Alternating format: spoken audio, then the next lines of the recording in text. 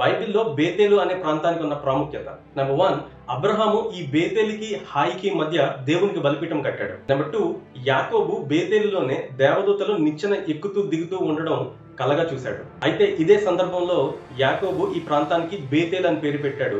దానికి ముందు బేతేలుకి ఉన్న పేరు లూజు. కొన్ని సంవత్సరాల తర్వాత యాకోబు తిరిగి తన స్వదేశానికి వస్తున్నప్పుడు బేతేలులో దేవునికి ఒక బలిపీఠం కట్టి దానికి ఏల్ బేతేల్ అని పేరు పెట్టాడు. నెంబర్ 4, దేవుని యొక్క నిబంధన మందసం కొంతకాలం బేతేలులో ఉంచబడింది. నెంబర్ 5, రిబ్కా దాది అయిన దెబోరా చనిపోయి బేతేలు దిగువనున్న సింధూర వృక్షం కింద పాతిపెట్టబడింది. నెంబర్ 6, న్యాయాధిపతి అయిన దెబోరా రామాకు బేతేలుకు మధ్యనున్న సరళ వృక్షం కింద తీర్పులు తీర్చేది.